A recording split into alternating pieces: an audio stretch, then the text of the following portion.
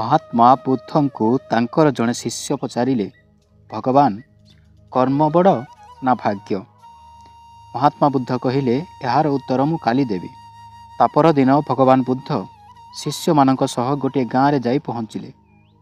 ସନ୍ଧ୍ୟା ସମୟରେ ଗାଁର ସମସ୍ତ ଲୋକ ଭଗବାନ ବୁଦ୍ଧଙ୍କ ପାଖରେ ଏକାଠି ରୁଣ୍ଡ ହେଲେ। ସମସ୍ତଙ୍କ ଉପସ୍ଥିତିରେ ବୁଦ୍ଧ କିଛି ଉପଦେଶ ଦେଲେ, କିଛି ପ୍ରବଚନ ଦେଲେ ଏବଂ କିଛି ଧର୍ମ କଥା କହୁଥିଲେ।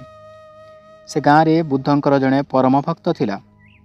ବୁଦ୍ଧ ସଭା ଚାରିଆଡ଼େ ଦେଖିଲେ ସେ ଲୋକଟି ନାହିଁ, କାରଣ ସେଦିନ ଲୋକଟିର ଗାଈ ହଜି ଯାଇଥିଲା। ତେଣୁ ସେ ସଭାକୁ ଆସିପାରିନଥିଲା। ବୁଦ୍ଧ ତାଙ୍କର ଶିଷ୍ୟଙ୍କୁ ଡାକି କହିଲେ, ଏହା ତୁମ ପ୍ରଶ୍ନର ଉତ୍ତର। କାରଣ ସେ ଯଦି କାଲି ସଭାକୁ ଆସିଥାନ୍ତା, ତାର ମନ ସଭାରେ ନଥାନ୍ତା। ତାର ମନ ତାର ଗାଈ ଖୋଜିବାରେ ଥାନ୍ତା।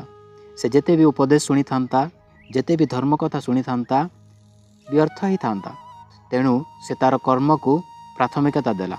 ଠିକ୍ ସେହିଭଳି ଆମେ ବି ସତ୍ୟ, ନିଷ୍ଠା ଏବଂ ଦୃଢ଼ ସଂକଳ୍ପ ହୋଇ ଆମର କର୍ମକୁ କରିବା, ତେବେ ଆମ କର୍ମ ଆଗରେ ଭାଗ୍ୟ ଦିନେ ହାର ମାନିବା ପାଇଁ ବାଧ୍ୟ ହେବ। ଏ କାହାଣୀଟି ଶୁଣିବା ପରେ ଆପଣମାନେ ମଧ୍ୟ ନିଜେ ନିର୍ଣ୍ଣୟ କରନ୍ତୁ, ଏ ଦୁନିଆରେ କର୍ମ ବଡ଼ ନା ଭାଗ୍ୟ। ଧନ୍ୟବାଦ।